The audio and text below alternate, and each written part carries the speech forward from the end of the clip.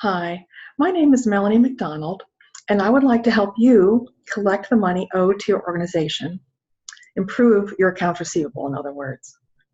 Today's video is step 5 of John Kotter's change management model, and today's topic is empowering everyone.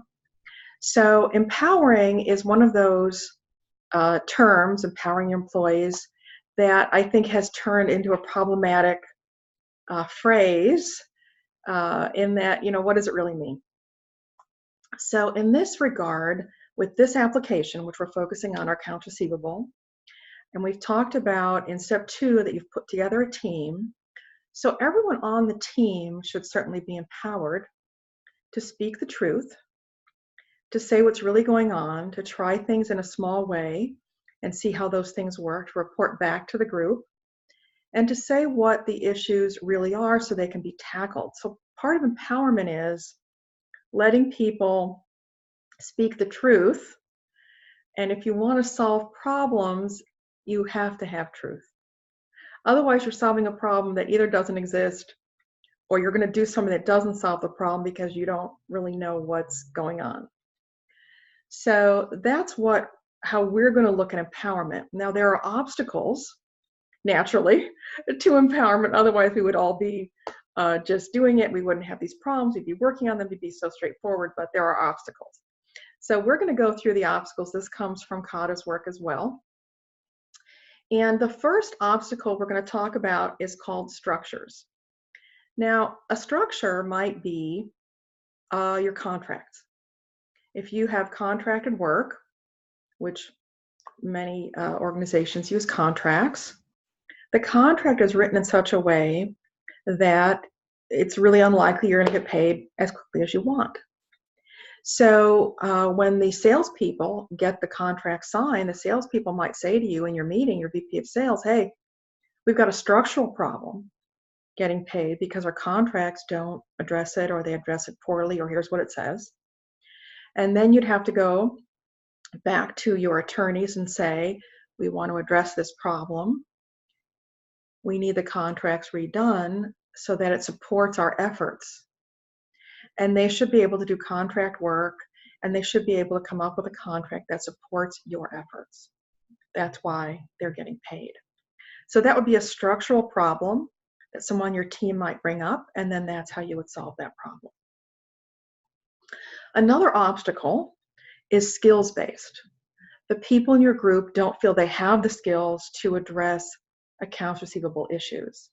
Now, I've talked about role-playing in other videos for phone calls or for in-person visits, and I recommend role-playing enough so that people feel confident, or you accompany them if you feel confident in this, until people do feel more confident in the process. So soft skills training is very important at any customer touch point, and hopefully you're teaching soft skills for customer service already in your organization, and this would be another area to add skills training, would be in collecting receivables in a way that improves that customer relationship.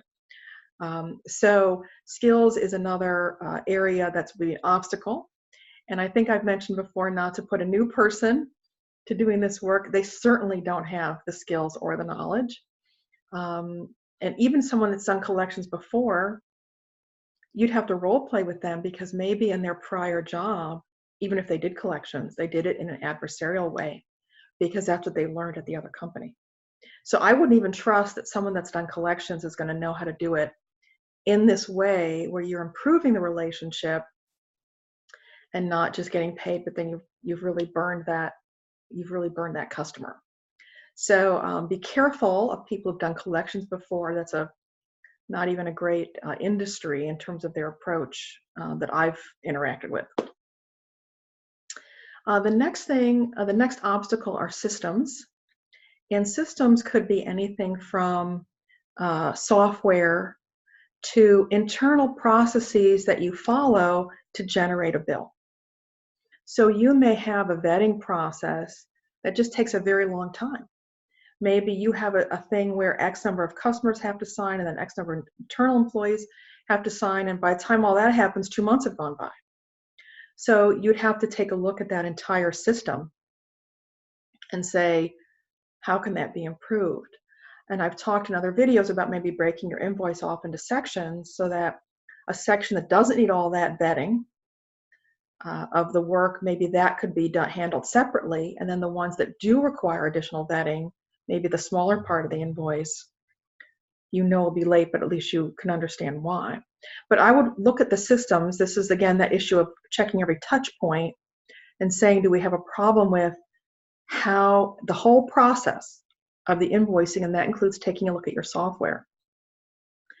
I've experienced many, many times software problems. And the IT people say, this is the best software, this is all we can do, because they don't want to switch something over, which we know, because they're already overloaded with updates and on security and everything else they're dealing with. But you really need a software that's going to make it easy for you to not only create invoices, but get paid on time. So however it is they're accepting payments, all that needs to be part of the systems check of, is there a hang up in how we're doing the whole thing electronically or not? Are we on paper? Are we, how do we accept payments? So the systems obstacle and the systems review, it will be very enlightening, because usually there are some big problems there, and you can make a lot of progress with your strategy once you've identified where those problems are. And then the final obstacle are supervisors. And if we think about our supervisors, when we think about typical personalities of supervisors, they often are extremely conscientious and responsible, and maybe not so thrilled with big changes. That is often a very hard thing for them, because they're really keeping things going as they are. And so an example of that is a friend of mine was working many, many years ago at an auto factory when there were still a lot of employees in an auto factory.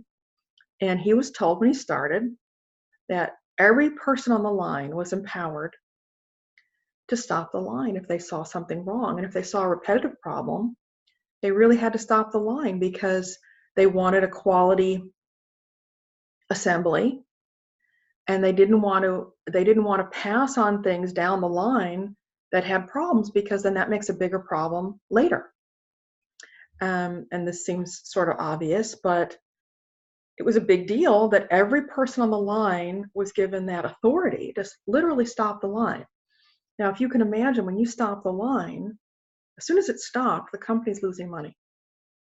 So that was a big deal that each line person was given that power. So one day, some things were coming down the line that the person was putting together, and there was a problem.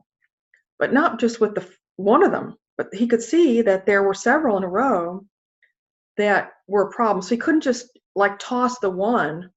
If there was a problem with one, you could toss it off the line. But it was another one and another one and another one. So he said, okay, this is it. I'm stopping the line. Stop the line. Supervisor came over, said, hey, what's up? He showed him the thing. He said, these are the ones I tossed aside initially, not realizing there were just so many. Like all of these after this point has this problem. And the guy's like, okay, I got it. Don't stop the line again. The line started. The things were still bad. He stopped the line again. At that second time when the supervisor came, he said, if you stop the line again, I'm writing you up. So of course, after that, he never stopped the line. So despite what the company was saying, we want each employee to be empowered, because what's the bigger vision? We don't want that problem going downstream. It's worse to fix it later. At least on the line, if we fix it, it saves us so much more money, right? The higher up people get this. But what is the supervisor looking at? when the line is stopped, we're losing money. Not on my watch. Somebody else can explain why the line is stopped. I'm not doing it. So when you are going to empower everyone, you're going to have to take special care with supervisors. And I've been a supervisor myself, so I'm not just knocking them, not ever being a supervisor. It's hard to be a supervisor. You have a lot of conflicting things going on, a lot. But you're going to take special care with your supervisors in whatever capacity they're affecting this whole change to make sure they understand that, in fact, everything they bring to the group, or even if they want to join the group, that helps solve these problems, that there's something in it for them. It's going to be positive review coming from you, added to their annual review, or however you want to work that. But there needs to be an incentive for the supervisors to take this risk rather than just keeping things going, which is what they should be good at doing. So we're going to empower everyone, and that means we have to address the obstacles. We can't just ignore the obstacles, and we can't just say to the people, you solve that obstacle. Because often it's really something that has to be dealt with at such a higher level. For example, your contracts, you can't ask a salesperson to change a contract. In fact, you don't want them to, right?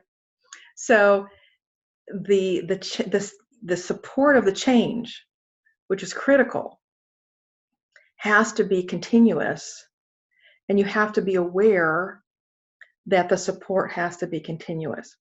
The good news that I'm going to share with you, though, about this is once you've gone through this process one full time, it's going to be so much easier the next time. You're going to hit the big things. The big obstacles are going to come first.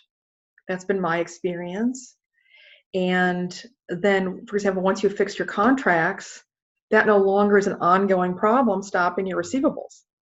So I'm wishing you success in this process. If you'd like more specific help, please contact me. I'd love to work with you. strategicreceivables.com. Thanks for listening. Bye for now.